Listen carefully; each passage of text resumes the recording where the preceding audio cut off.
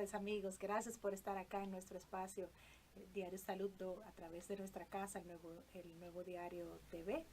Hoy tenemos un tema interesante porque es un tema realmente que muchas personas no lo manejan, y cuando de repente se encuentran con algún familiar con este tipo de diagnóstico, llega el shock, las dudas y toda aquella montaña de dudas que le surgen a uno, y realmente tenemos una destacada especialista, la doctora Marcia Castillo, quien es neuróloga, y nos viene a hablar acerca del Parkinson, lo que es, muchas veces entendemos que es un diagnóstico como que cuando nos lo dicen, wow, de terror, pero realmente la doctora viene a aclararnos muchas dudas con respecto a esta enfermedad, que en los últimos años realmente han habido muchas innovaciones en cuanto a medicación y todo un sinnúmero de tecnologías. La doctora tiene un entrenamiento en Parkinson y movimientos anormales, aparte que es neuróloga y médico internista. Así que buenas tardes, doctora. Gracias por estar acá con nosotros en este espacio. Buenas tardes, gracias a ustedes por la invitación, un placer. Gracias, bienvenida María, ¿cómo estás? Todo bien, Qué gracias. bueno, qué bueno. Qué placer tenerla por acá con un tema realmente, como decía, tan importante. Así es. Así que podemos dar inicio. Yo siempre le digo que bueno, el tema se ha hablado, pero siempre como que queda Claro. algo por abordar, porque es un tema amplio, Sí. es un tema con innovaciones en el tratamiento, y es mucho lo que hay que hablar, y sobre todo porque la doctora se mantiene muy de la mano de los pacientes. Que eso es La algo doctora, sumamente importante. Sí, trabaja de la mano con la Fundación de Pacientes Sí. contra el Mal de Parkinson. Entonces esa es una peculiaridad que tiene, que realmente los doctores deben animarse a hacer eso, porque el trabajo de los doctores va, o sea, sin pacientes no hay doctor, Así. no hay trabajo de doctor. Sí, Entonces, lo bienvenida y hablamos, gracias. lo hablamos fuera del aire, o sea, que soy humano, nada humano me puede ser ajeno. Claro. Y en ese tenor uno sabe que como médico parte de su rol no es solamente trabajar el tema de la farmacología y las estrategias medicamentosas, sino también hacer esa parte que está de la psicoeducación, el trabajo de lo que es el mancomunado con las asociaciones y los gremios de salud, ¿no? Así es. Entonces queremos comenzar hablando a grosso Sí, modo, de siempre, qué es el mal de Parkinson, claro, para empezar por el principio, como dicen. tratando de dar una luz en un lenguaje llano a nuestro cibervidente.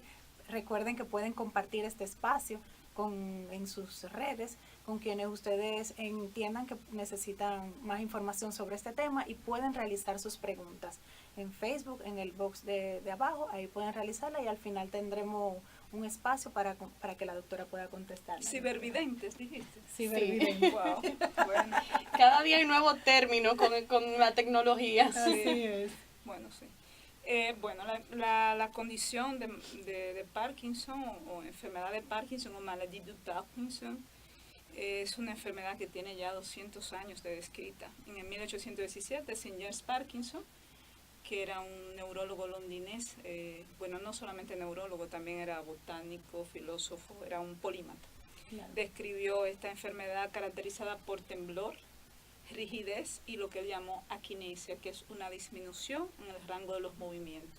Okay. Tríada clásica que todavía hoy persiste como colofón diagnóstico de la enfermedad. Estos tres elementos, la rigidez, el temblor en reposo, que es un temblor típico en cuentamonedas, y esa lentitud en los movimientos, hacen parte práctica de lo que es el diagnóstico de la enfermedad.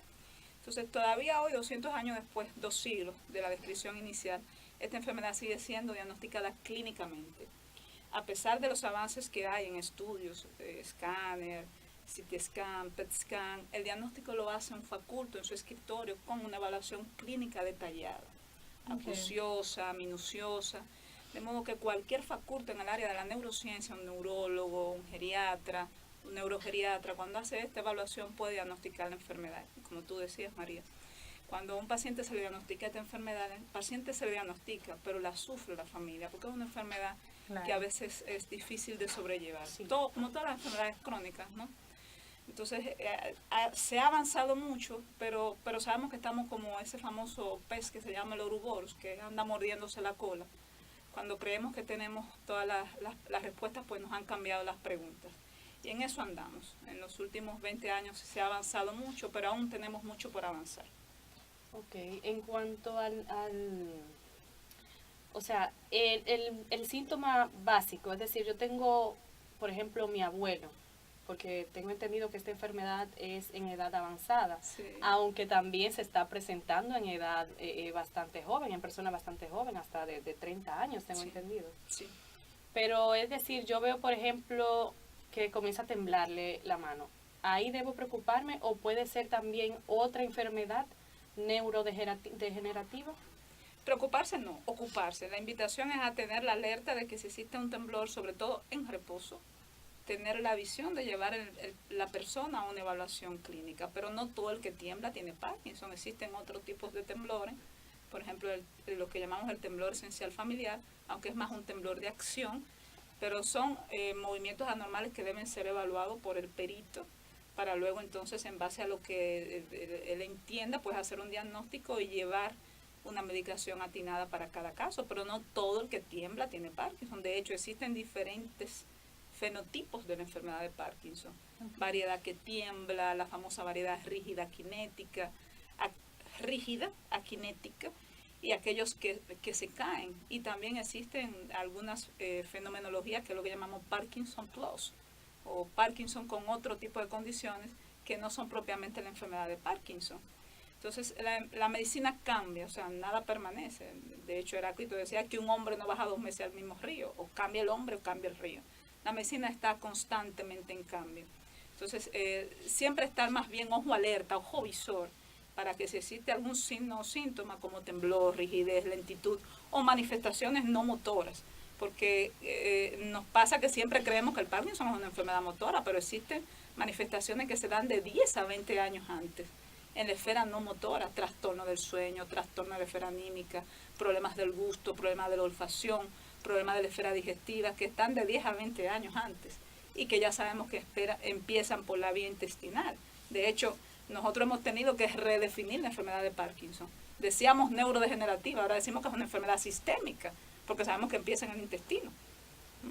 Wow. Okay. Que afecta a otros sistemas del cuerpo, es lo Sí. que quieren decir. Sí, cuando decimos sistémica es que un doctor llamado doctor Jacob Brack hizo unos estadios que se llaman los estadios preclínicos, que dice que para nosotros encontrar el Parkinson antes que se desarrolle tendríamos que encontrarlo de 10 a 20 años antes.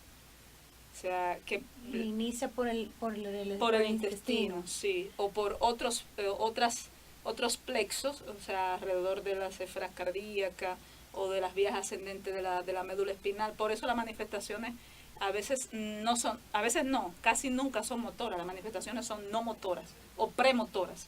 Y entonces ya cuando empieza ese temblorcito en cuentamonedas, que era lo que decías tú, entonces ahí nosotros ya vemos característicamente lo que es la sintomatología del Parkinson.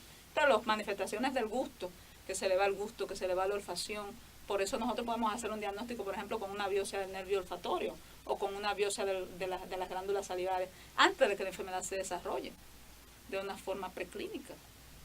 Ok, bueno, todo eso, esa parte es nueva realmente Sí, para, es nueva, de los mí. últimos 10 años. Ok, porque no tenía ni idea realmente que la enfermedad, ni lo había escuchado, que la enfermedad podía determinarse desde antes simplemente con esta sintomatología. Claro, no es algo que se haga de rutina y no es la idea Claro. que uno quiera vender. Realmente, porque al fin y al cabo te dan toda esa información y ¿qué haces con ella? O sea, Que eso es lo importante. Claro. Tener la idea, bueno, me diagnosticaron una enfermedad 10 o 20 años antes de que aparezcan los síntomas no motores y no tengo nada que hacer con esta información. Me voy a cargar anímicamente, emocionalmente, Claro. voy a cargar mi familia. Una preocupación Sí. antes de que llegue el mal, ¿no? Que puede acelerar, de Y hecho. realmente sabemos que en la enfermedad de Parkinson no existen tratamientos curativos, existe lo que llamamos terapia de modificación de la enfermedad, o sea, terapia que ralentiza la enfermedad y terapia sintomática. Pero el Parkinson no es una enfermedad lastimosamente curable. Todavía la medicina hoy por hoy apuesta a eso. Y el día que eso esté, pues la medicina estará de fiesta. No, claro. Y me imagino los pacientes y su familia con la carga que llevan, porque que no es fácil. Sí. No es fácil. Doctora, una vez que ya tenemos un diagnóstico, ¿qué procede con ese paciente? ¿Cómo es el manejo Sí. y todo eso? Es una interesante pregunta porque creo que es lo pivote. O sea, me entregas esta información, es una información que a veces es difícil, hay que Claro. lidiar con todo como se lidia con cualquier enfermedad. Entonces, ok, ahora ¿qué hacemos? Estamos aquí frente a este diagnóstico y existe lo que se llama la transdisciplinariedad. O sea, la enfermedad de Parkinson no se trabaja solo, se trabaja en equipo. Y ese trabajo en equipo no es que el neurólogo es el más importante, todos somos importantes. Ese trabajo nuclear, integral, que es importante, tanto el nutricionista, el fisioterapeuta, el psicoterapeuta, el psiquiatra y el neurólogo en equipo desde que empieza. Todos tenemos que ser importantes en ese rol integral de la medicación. Nosotros venimos de la medicina integral, holística, y hacia allá vamos. O sea, nos perdimos un poco en el camino, porque empezamos a segmentar la medicina. O sea, habemos hiper especialistas. Sí. Y entonces hemos un poco obviado esa integralidad de la medicación. Y no es así, el paciente no se puede tratar por pedazos. Claro. Decía el Hipócrates francés que el buen médico trata enfermedades, el médico grandioso trata enfermos. Entonces, es cierto que hay que particularizar los casos, pero nosotros tenemos que apostar a la medicina integral. Entonces, me entregas el diagnóstico, te lo estoy dando, entonces vamos a la medicina integral. El neurólogo establece ese diagnóstico y da parte y parte, o sea, al nutricionista, al fisiatra, desde que empieza, para que todos empiecen a tomar responsabilidad sobre esos casos. Y está la medicación que ofrece una calidad de vida por mucho tiempo, ya no es como antes. O sea, esa actitud fatalista frente a la enfermedad, sabemos que la aptitud y actitud frente a la enfermedad modifica el perfil evolutivo de la enfermedad. La depresión es un factor de mal pronóstico, o sea, no es lo mismo un paciente que se empodera de un principio con la enfermedad a un paciente con actitud de brazos caídos. Claro. Entonces hay que Se invitar al desgasta paciente. más rápido. Claro. Y está demostrado médica y científicamente, no es una cosa que la diga yo, porque yo no escribo libros, o sea, yo solamente replico lo que leo. En ese tenor lo que quiero decir es que el paciente desde que inicia tiene que entender su enfermedad, tiene que autodocumentarse. No es lo mismo que yo le diga a un paciente, no, mire, esta es la evolución de la enfermedad, esta es la luna de miel, en este tiempo los medicamentos van a hacer efecto de tal forma que el paciente lo lea y lo entienda. Claro. Y hoy hay tanto contenido. Sí, hay mucho O contenido. sea, hay muchas fuentes información. que pueden verlo hasta en audiovisual, de los nuevos tratamientos, de las nuevas tecnologías que aparecen cada día.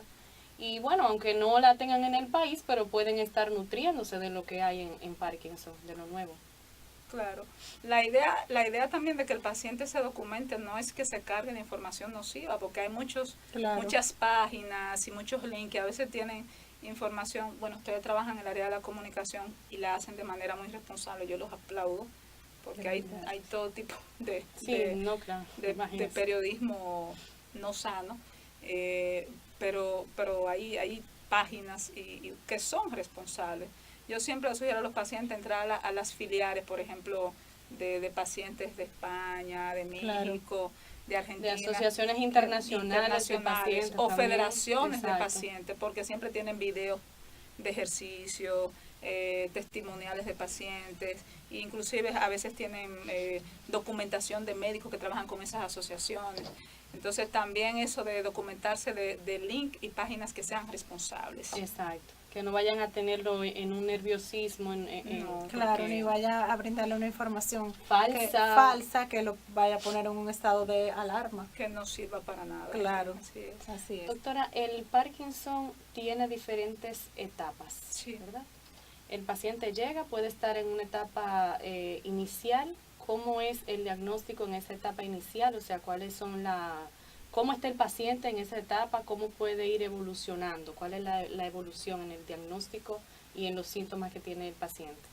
La evolución natural de la enfermedad, como todo, o sea, no podemos llevar la enfermedad a un cajón, o sea, no podemos decir que la evolución es igual en todos los pacientes. Y en medicina siempre ha funcionado lo que llamamos la genética, la memética, y lo que hoy conocemos como epigenética. O sea, hay muchas variables externas e internas que determinan cómo va a ser la evolución natural de la enfermedad. ¿A dónde voy con toda esta palabrería? Que cada caso va a evolucionar de forma diferente y que eso depende de factores que a veces no son tan definibles. Pero sí existen escalas de evaluación, o sea, escoriales, que son mundialmente aplicables, el UPDRS, la escala de John-Hart, que nos ayudan a nosotros como médicos a establecer pronósticos funcionales y vitales. También para saber qué estrategias farmacológicas podemos implementar, porque hay toda una panoplia de fármacos. Entonces, también nos permite en ese sentido saber para la familia, decirle, bueno, nosotros estamos en este estadio, tenemos que tener una proyección, que no es una cosa estadística, pero tenemos que tener una proyección en los próximos 3, 5 años de qué vamos a hacer, porque eso también nos permite emocionar, psicológicamente, ir viendo de una manera previsora ciertas cosas, como el cuidado, si vamos a necesitar un cuidador, que eso es todo un prepararse tema también. Hasta económicamente, Sí. o sea, no hasta económicamente, sino obviamente económicamente, Sí. porque es una enfermedad que les resulta cara Es a la altamente familia. costosa. Enfermedades neurodegenerativas y las enfermedades crónicas neurológicas es desgastante, como decíamos fuera del aire, no solamente físicamente, económicamente. Una enfermedad de Parkinson en tratamiento puede oscilar, parece tonto, pero por más de 15,000 pesos al mes, incluyendo terapias, nutrición, medicación. O sea, es una enfermedad muy costosa. Insostenible para la clase media. Aquí estamos viendo un video acerca de... La película, Ok. Esta es la de Anne Hathaway sí, y Jane Hennigan. y Jane Hennigan. Donde se puede Sin ver. embargo, esta no es una copia real de lo que sería la enfermedad de Parkinson, pero creo que tocó muchas fibras sensibles de lo que es el Parkinson en la población joven, que es un tema que hoy está muy en el tapete porque cada día vemos más casos en jóvenes. ¿A qué se debe, doctora, tantos casos en jóvenes? La medicina tendremos que reescribirla porque cada día vemos casos más jóvenes en todo, Sí, inclusive en enfermedades oncológicas. claro. Pero sí, tenemos casos de 38, 30, yo tengo un paciente de 28 años. Cuando tenemos casos así jóvenes siempre tenemos que pensar en variantes atípicas y en variantes heredofamiliares, que ustedes saben Claro. que hay más de 40 locus documentados. Esta era el amor y otras drogas, ¿no? Sí. Sí, Ahí vemos los temblores. Ahí vemos el temblor en reposo y las dificultades que ella experimenta en la vida cotidiana solamente para tomar sus fármacos.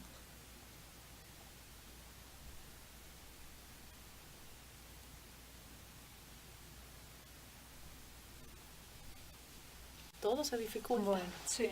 en el caso de estos pacientes tan jóvenes, doctora, ¿cómo es la medicación? O sea, ¿tienen la misma proyección? No. Es totalmente, varía totalmente. Tal vez yo no usaría el término totalmente porque parece como muy absoluto y en medicina no podemos ser tan absolutos, pero sí cambia. O sea, no es lo mismo tratar sin ser egoístas, porque ese concepto de que el adulto mayor, el adulto joven, a veces parece como si uno desdeñara un poco el adulto mayor porque ya está en la casa y no está en población económicamente activa. No es por eso, sino porque si es un paciente joven que necesita levantar 2 hijos, Claro. o sea, tú tienes que darle una autonomía, una autovalencia en sus Claro. 8 horas laborales. Entonces, a ese paciente tú tienes que apostar mucho a la farmacología. Entonces, si, por ejemplo, ya es una persona que está pensionado, lo que está en la casa, Que tiene un Ajá. estilo de vida ya más Totalmente diferente. al paso, más. Entonces es un paciente tal vez con otro tipo de medicación, pero en el paciente joven lo primero es que la terapia modificadora de la enfermedad debe siempre implementarse para enlentecer la enfermedad.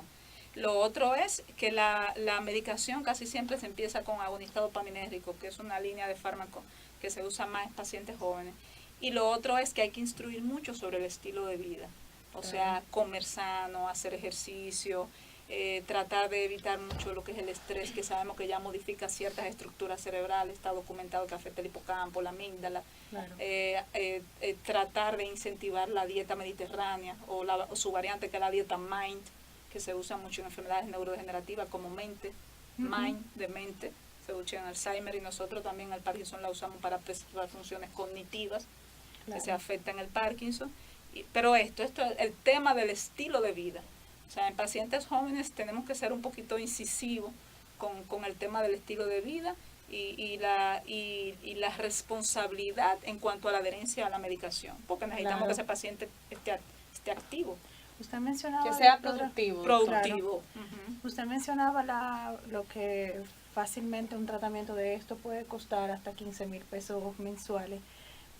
Temiendo quedarme corta. Sí, Sí, yo creo Sí, que fue porque considerada dependiendo realmente. el Yo suelo caso. ser un poco mesurada. Sí. dependiendo el caso y demás. Estos medicamentos, doctora, ¿son cubiertos o sea, la enfermedad es cubierta por la seguridad social? Como todas las enfermedades crónicas, hay un desamparo total. O sea, Ok. nuestros adultos mayores trabajan toda su vida y luego se encuentran en un desamparo cuando más necesitan el manto de nuestras instituciones, de nuestro sistema sanitario. La seguridad social no les cubre los medicamentos, cuando hacen una complicación entonces, porque es una enfermedad crónica, no quieren cubrir la hospitalización, si necesitan algún tipo de interconsulta, si están hospitalizados. O sea, es una cosa que debería avergonzarnos como sistema de salud. La cobertura y el amparo que se le da a un paciente con una enfermedad neurodegenerativa, solamente porque son enfermedades silentes, son Claro. enfermedades que no hacen impacto en cuanto a eso. Si fuera, por ejemplo, una enfermedad aguda, una meningitis, una encefalitis, un Guillain-Barré, y obviamente yo como persona que trabaja en la psicoeducación y apuesto a la educación porque entiendo que es el pilar de la salud, uno de los pilares de la salud, pero las enfermedades crónicas neurodegenerativas no tienen la importancia que deberían tener, y eso deberíamos hacer un mea culpa, porque todos como responsables del empuje que la sociedad civil debería tener, debería avergonzarnos. Sí, porque Aquí sí. hay que hacer un cambio radical en cuanto a eso. Y Sí. se ha luchado, doctora, para eso. Y porque- falta mucho por luchar. Simplemente yo pensando en una población donde un salario normal es de 15, 20 mil pesos, como han salido miles de estudios y de repente ya tengo una persona que es donde oscila la enfermedad, un adulto mayor, quizás pensionado, sabrá Dios con cuánto, y de repente tengo una enfermedad neurodegenerativa y tengo que buscar 15,000, 20,000 pesos para el tratamiento, más todo lo que conlleva, porque eso es solo medicamento, pero conlleva Sí. otras cosas. En una pensión no alcanza No. para costear ese tratamiento. Y lo voy a poner más realista y más espinoso. El paciente pasa del régimen contributivo al régimen social, dura casi 1 año, 2 años esperando su seguro. A veces en el momento que necesita por cualquier complicación, una úlcera por decúbito, una neumonía por aspiración, las complicaciones crónicas que hacen los pacientes con enfermedades crónicas, no tienen no tienen un respaldo, porque en ese momento están como en una ventana donde no están ni en un régimen ni en otro régimen. Y En el limbo, como se dice. en un limbo. En un limbo. Y lo mandan a su casa con un 70%, como tú dices, ¿de cuánto? De 15,000, 14,000 pesos. Realmente es algo preocupante, Es algo inhumano. algo preocupante. Bueno, Doctora, ¿cuáles son los avances en diagnóstico que hay en el país para esta enfermedad? ¿Con qué se cuenta aquí? Bueno, en el país lastimosamente en temas de diagnóstico de Parkinson tal vez no tenemos el placer de decir que tenemos el DAT-scan, pero sí existe eso, que es un scan especial que mide los niveles de dopamina en ciertas estructuras. Como bien sabemos, la dopamina es uno de los neurotransmisores que está involucrado en lo que es la expresión clínica de la enfermedad. O sea, hay varios, pero este es el pivote. Entonces, esto mide ese neurotransmisor que se llama dopamina, y entonces con este estudio podemos determinar, en caso de que haya dudas, si esta enfermedad es la enfermedad que estamos buscando. Entonces, tenemos el DAT-scan y tenemos otros métodos diagnósticos de vanguardia, como le decía, biopsia del nervio olfatorio, biopsia de glándulas salivares. Podemos también medir a través de métodos neurofisiológicos el tipo de temblor, de modo que en cuanto a diagnóstico estamos en avance cada día, pero el diagnóstico de Parkinson sigue siendo clínico. O sea, no necesitamos ir al ultraísmo para ir al diagnóstico de Parkinson, sí, claramente se puede hacer. Sino con Toda- las manifestaciones Sí. clínicas que Con presentan un los pacientes. diagnóstico acucioso, detallado, cualquier médico especialista del área de neurociencia lo puede hacer. Y en farmacología igual, en farmacología aquí no estamos tan mal. Recientemente yo acabo de llegar se me hizo una humilde invitación para trabajar con la Asociación de Parkinson de El Salvador, y pude hacer la especie de Una comparación. como una especie de comparación, y me di cuenta que estamos muy bien en cuanto a fármacos. muy bien en cuanto a la panoplia de medicamentos. O sea, tenemos una cartera robusta. Nos falta mucho, pero estamos bien en cuanto a fármacos. Ok. Bueno, ahora vamos a pasar a una pequeña pausa comercial. Recuerden hacer sus preguntas cuando volvamos, vamos a estar contestándolas. Así que ya saben, nos vemos en breve. ¿Es usted un profesional de la salud? Únase a Buscamed.do y estará disponible para que nuestros miles de visitantes le encuentren. Únase hoy, es gratis. Con Buscamed.do encontrará nuevos pacientes. De forma innovadora, le permitirá que ellos hagan sus citas a través de Internet, estando así su consultorio disponible 24 horas al día, los 7 días de la semana. En Buscamed.do puede incluir su perfil con la información que sus pacientes buscan, su experiencia, logros y estudios. Además, puede agregar fotos y videos en su perfil para destacarse del resto. Nuestro sistema le permite administrar todas las citas de su consultorio en un solo lugar. Recibirá citas que vendrán a través de Buscamed.do, su página web o su app y podrá manejarlas desde Internet en un solo lugar, de una forma fácil y rápida, usando cualquier dispositivo conectado. Con nuestro sistema de opiniones, recibirá de sus pacientes retroalimentación constante, dándole así la oportunidad de siempre mejorar su práctica. Además, estas opiniones ayudarán a los pacientes que no lo conocen a saber más de usted. No pierda más tiempo y únase a la revolución de la salud en el país. Inscríbase gratis hoy a Buscamed.do y haga que su práctica crezca. Buscamed.do. Encuentra a tu médico. Aquí estamos, señores. Gracias por estar acá con nosotros. Recuerden compartir este enlace y hacer sus preguntas. De hecho, ya veo que tenemos preguntitas que nos la van a presentar ahora, para así la doctora poder ir contestando sus inquietudes. Dice Moisés Nova de los Santos, bendiciones para usted también. Gracias por la sintonía. Dice Oliver, ¿cuál es el primer indicio de Parkinson y también si es algo hereditario o provocado? Sí, es una pregunta muy atinada. Existen definiciones de lo que es aspectos tóxicos en la enfermedad de Parkinson. O sea, casuísticas bien documentadas, no recientes, o sea, ya de mucho tiempo, exposición a rodenticida, herbicida y también algunos tipos de drogas relacionadas con el MPTT, que es una sustancia que está en el cannabis. Entonces, en el caso específico de esa sustancia, rodenticida, herbicida, por eso vemos alta casuística en las zonas rurales. Okay. Y también el Parkinson relacionado con los golpes repetitivos, el Parkinson pugil. Entonces, en la parte hereditaria hay más de 40 locus. Locus son las partes de los cromosomas que están relacionados con la enfermedad de Parkinson. O sea, que ambas respuestas a la pregunta, ambas respuestas es sí. Es decir, que puede darse tanto por factores externos, por así decirlo, y también por internos. Es decir, que ya usted traiga en el paquete, como dicen, y genéticamente. Sí. O sea que eso puede dar pie también a una de las preguntas que hacíamos ahorita, porque cada vez más jóvenes, quizás también por el tema, como usted nos dice, de los herbicidas y eso. Sí, de hecho, por ejemplo,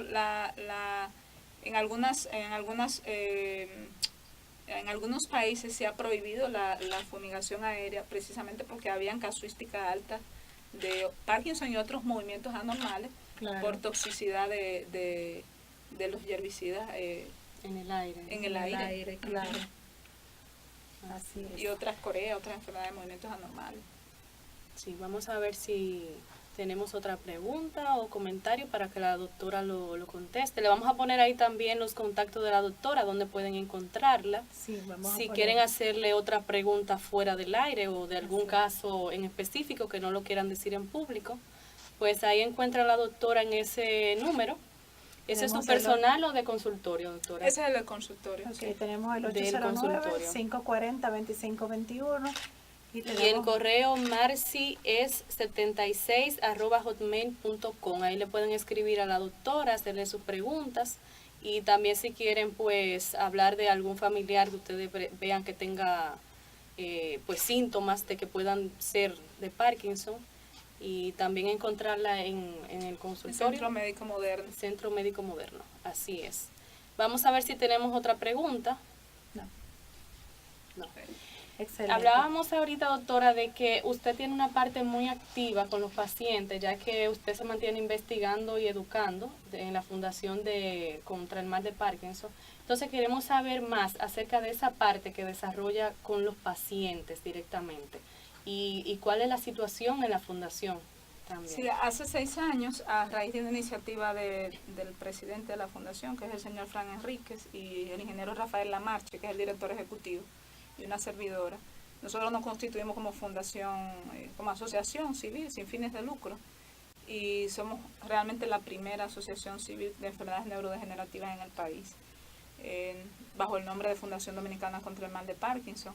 Ahí nosotros reunimos pacientes, familiares y algunas personas del área sanitaria que están muy de cerca con nosotros, interesadas en trabajar con los pacientes. Hacemos actividades cada cierto tiempo, por ejemplo ahora muy prontamente tendremos un taller del beneficio del ejercicio en la casa. Ese lo vamos a hacer a través de la Fundación Dominicana contra el Mal de Parkinson. Trabajamos muy directamente lo que es la educación, trabajamos directamente lo que es el soporte con los medicamentos, nos encargamos directamente de darle seguimiento a algunos casos que no pueden tener acceso a la medicación, y tenemos todo un sistema de apoyo con estudiantes de medicina, algunos geriatras, o sea que con lo poco que tenemos, yo entiendo que hemos hecho un pequeño trabajo, ¿no? Porque ponemos nuestras manos, pero Dios, la vida, como quieran llamarlo, nos ayuda para que podamos hacer lo que podemos. Claramente nos hace falta mucho camino por trillar, y yo entiendo que no hemos recibido todo el apoyo que deberíamos tener. Que ameritan, claro. Sí, porque por lo pronto el ingeniero Lamarche, que tú conoces bien, ha hecho un trabajo muy de lleno, muy enardecido, Sí, me consta. tratando de conseguir esa parte de la asignación presupuestaria, lo del local para la asociación, cuando realmente hay muchas asociaciones aquí, ONG, que no hacen prácticamente nada, y el trabajo de la fundación se conoce bien, porque nosotros no solamente hemos hecho actividades de educación, nosotros hemos hecho hasta maratón, hemos hecho 3 jornadas de cuidadores gratuitas, de gran size, o sea, jornadas de 50, 60 pacientes, educando cuidadores para que esos cuidadores eduquen, o sea, que sirvan de entes multiplicadores. Y yo entiendo que el trabajo de los cuidadores que nosotros hemos hecho también es un trabajo importante, porque ¿quién cuida al cuidador? O sea, el cuidador es el héroe anónimo detrás del paciente, y todo eso es un trabajo que la Fundación Dominicana contra el Mal de Parkinson se lo ha cargado como parte del trabajo. O sea, además de enrolar a los pacientes, tratar de tímidamente con lo que tenemos ayudarles, nos hemos cargado el trabajo de los cuidadores. Naturalmente nosotros tenemos un circuito de personas, o sea, tenemos pacientes, familiares de pacientes que nos ayudan muy de cerca y que trabajan de una manera apasionada. O sea, eso no es un mérito solamente de las 3 personas que te cito, es todo un equipo que con mucho cariño y devoción hace esto. O sea, en ocasiones surge una idea, por ejemplo eso del taller, una idea que surgió, solamente yo lo digo por un grupo que tenemos de contacto, y surgen muchas inquietudes, y bueno, y se hace el trabajo como se puede, pero creo que ojalá y esto sea un llamado a las instancias del lugar para que en un momento se entienda que es un trabajo que merece la pena respaldar y apoyar, y se logre eso de la asignación presupuestaria. En un momento, un local, nosotros queremos un local para nosotros poder hacer nuestras actividades, después un momento lograr las estancias diurnas para los adultos mayores. Claro. El sistema de estancia diurna para adultos mayores funciona bastante bien en otros países, yo las he visitado. Por ejemplo, ¿En cuáles países usted ha podido ver que funciona? Por ejemplo, nosotros estuvimos en Costa Rica, es un país tal vez con un poquito más de avance en tema de salud, sí. Y ellos tienen las estancias diurnas para envejecientes. ¿Y cómo funciona esto? Por si no hay conocimiento sobre lo mismo. Tú trabajas, tu papá padece mal de Parkinson, y tú tienes que cuidarlo, tienes un cuidador alternativo o cuidador secundario, entonces tú en la mañana tienes que estar en tu trabajo a las 8, pues tú lo dejas a las 7:30 allá, ahí se le suministra su terapia, ahí se le da su alimentación, hay todo un equipo de trabajo que es como un sistema de apoyo, pero el paciente no está recluido ahí, él está solo en el día. Cuando tú sales de trabajo, vas por tu papá, o tienes un sistema también que te lo puedes retornar a tu casa. Y ahí ya está con la familia, en el ambiente está con la familiar. familia, no hay que desencajar el paciente de su entorno, claro, en caso de que no sea necesario. Y eso te permite a ti mantener tu rol laboral. Entonces, el Estado piensa que eso es un gasto, pero eso no es un gasto, eso es una inversión, porque te permite a ti. Le permite a las personas jóvenes de la familia ser productivos, porque ¿quién entonces va a cuidar al paciente? No se puede cuidar solo. Totalmente. O sea, Si tiene un familiar que se puede dedicar a cuidarlo, es excelente, pero no en toda la familia hay una persona que puede Sí, hacerlo. Ni hay la disponibilidad económica tampoco para tener quizás a alguien contratar asignado, a claro. alguien Sí. asignado. sí, no, y Así. tampoco tenemos nosotros ese sistema de seguridad social que aporte un cuidador como otros sistemas sanitarios de primer mundo que te aportan un cuidador Claro. para que vaya a darle soporte a una persona ya que ha perdido su autonomía y está encamado, o sea, ni que vaya a ser Eso lo harán las familias que tienen el poder adquisitivo, pero Claro. no todas. Doctora, tenemos estadísticas acá de alrededor cuántos pacientes con Con con Parkinson. Parkinson. No, lastimosamente no. Nosotros estamos ahora recientemente, hace unos 5 o 6 meses, trabajando con una iniciativa a través de un laboratorio que no puedo mencionar por tema ético, Claro. de hacer un asiento estadístico, pero es más bien un estudio clínico que va a llevar las estadísticas porque para describir las variables epidemiológicas de los pacientes. Pero aquí no tenemos sentadas estadísticas, lo que tenemos son las estadísticas internacionales que nos dicen que 1 de cada 100 personas por encima de 65 años tiene Parkinson, constituyéndose la segunda enfermedad neurodegenerativa después del Alzheimer. O sea, no es una estadística baja, una estadística de impacto Claro. de salud y consume a nivel de presupuesto En mundial. los sistemas de Ujú, salud. claro que sí. Así La es. segunda después del Alzheimer y 1 de cada 100 personas por encima de 65 años. Wow. Bueno, me hicieron seña de que tenemos más preguntas. Si la puedes poner, por favor. Dice Marco Manuel Morales. ¿Se puede morir de Parkinson? ¿Cuántos niveles presenta este trastorno? Y si se puede pasar de un nivel avanzado a uno menos intenso. Morir de Parkinson no. Uno muere con Parkinson como muere como Con te mueres cualquier por estar vivo. patología o por- por- exacto, o sin pero el ninguna. Parkinson no es una enfermedad mortal. Hay complicaciones inherentes al, por ejemplo, al encamamiento o al estar postrado, pero no es una enfermedad per se mortal. Y lo que es pasar de un estadio más avanzado a uno menos avanzado, esto no pasa en las enfermedades neurodegenerativas, sino que generalmente es una enfermedad que va en declive. Claro. Que empeora. Empeora. Sí, porque- Pudiese pasar que si un paciente no está medicado y se implementa una medicación pertinaz, en un momento el paciente mejora su estadio, si está en un estadio tal y se implementa una medicación que es la que el paciente amerita según la propuesta terapéutica que se haga, pues su estadio mejore.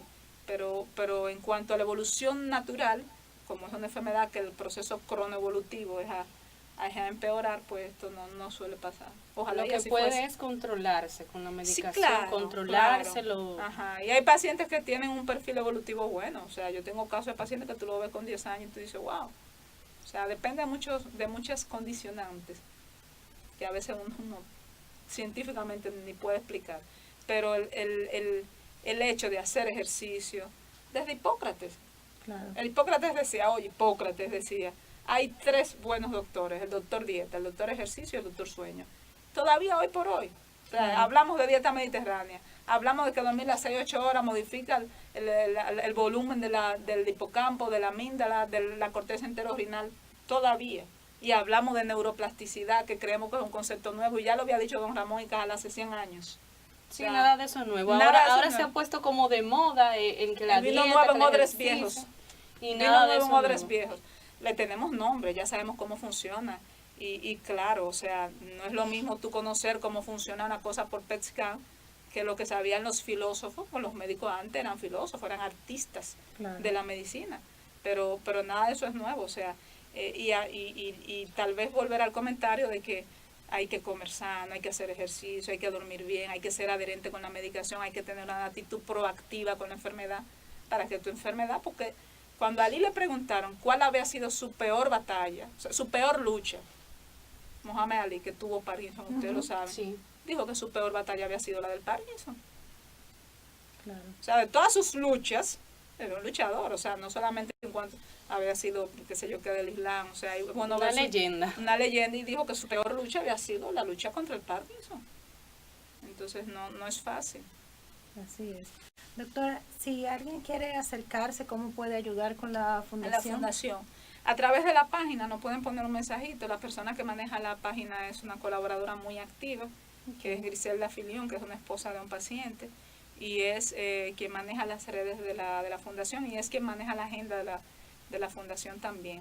Entonces pueden poner un mensajito ahí a la página Fundación Dominicana contra el Mal de Parkinson, que ella les contesta, le puede dar el número de la cuenta, le puede dar ahí pueden ver también la agenda de las actividades continuas de educación y las actividades de integración, que para nosotros también es importante, porque el paciente no puede alienarse.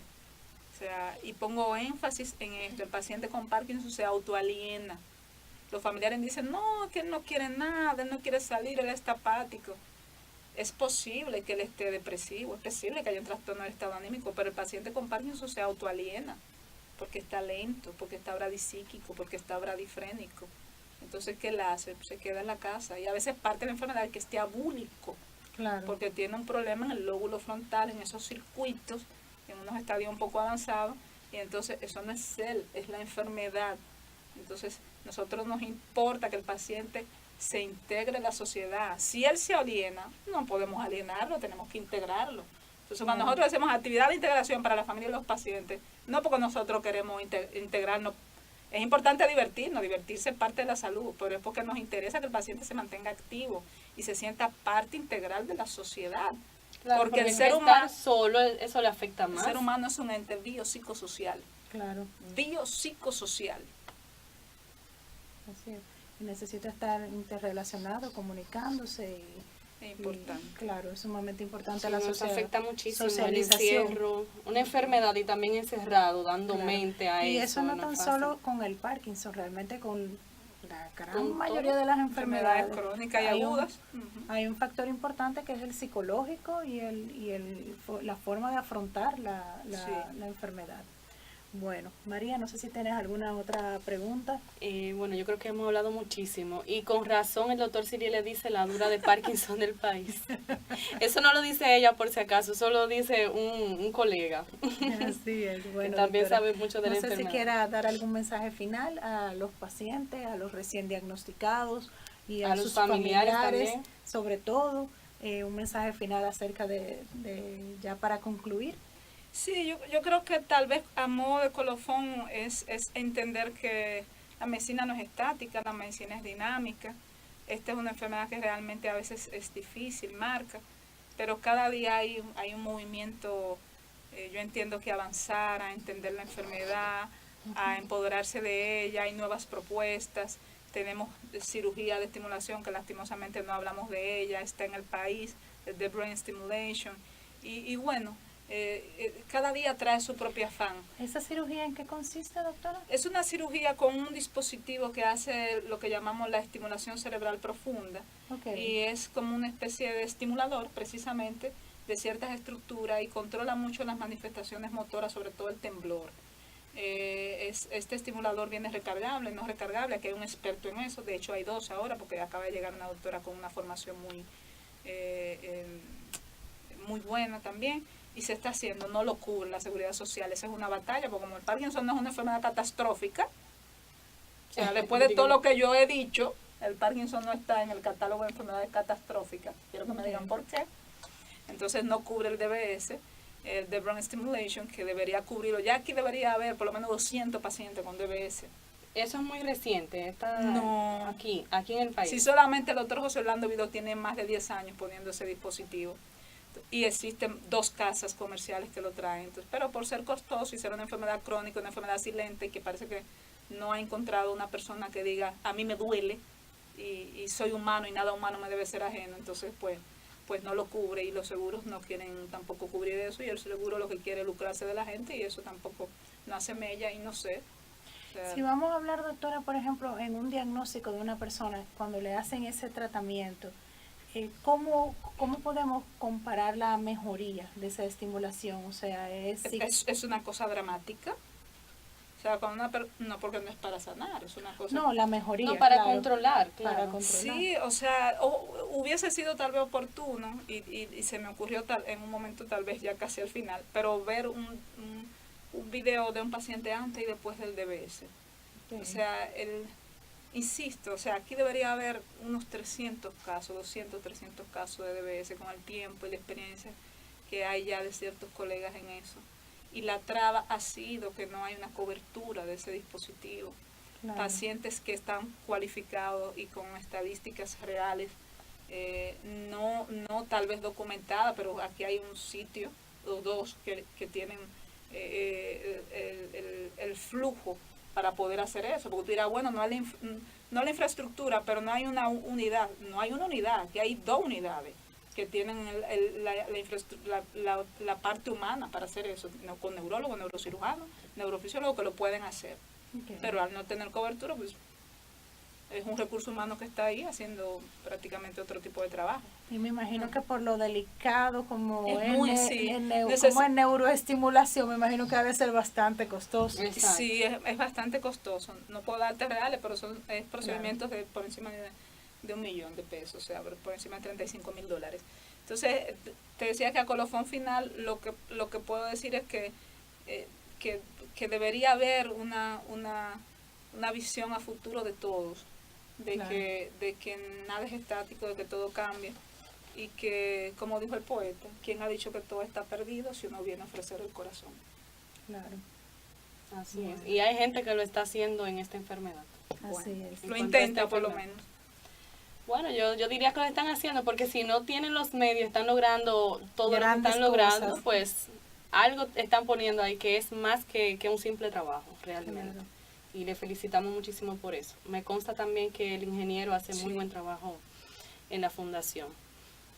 Ya, yo creo que ya Tenemos estamos... otra preguntita. Bueno, un comentario. Dice Fiordalisa Macario, un paciente con Parkinson conlleva un tratamiento multidisciplinario. Así es, ya la doctora de hecho lo mencionó anteriormente, que conlleva todo un equipo compuesto por neurólogos, psicólogos, psiquiatra, no sé si se me quedó alguien. El geriatra El también. geriatra y es un médico que cada día cobra Más protagonismo. totalmente. Claro. Y a mí me encanta y me entusiasma cómo la sociedad de geriatría Sí. se está puliendo. No se está puliendo porque aquí hay geriatras de mucho tiempo, pero está teniendo esa valía ante las otras Sí. sociedades. Yo diría que Claro. están luchando por conseguir esa notoriedad que Sí, necesitan y que y se la han que- ganado que y que la merecen. tienen y que la deben Merecida. tener. El geriatra Claro. es un médico, es el médico Claro. del adulto mayor. No es un médico, es el médico. Exacto. Así es. Porque ese Tiene la médico que formación estructura, completa. es el médico que estructura la atención del adulto mayor. Así es. Bueno, señores, sin más queremos agradecer. No sé si tienes algún otro mensaje, María. No, yo creo que hemos hablado bastante, aunque podríamos hablar más también, porque tenemos una invitada que sabe de lo que está hablando, así que háganle sus preguntas si ustedes quieren hacerla en privado, ya cuando hay con los contactos de la doctora. Y puede también consultar con ella si tienen está algún en pantalla paciente nuevamente. o si tienen algún familiar que presente algunos síntomas, pues ahí la pueden encontrar. Y a nosotros seguirnos en las redes sociales como Diario Salud 2 y encontrarnos aquí el próximo miércoles a las 6 de la tarde. Con Muchísimas otro gracias. invitado y otro tema interesante también. Así Así que es. bye bye.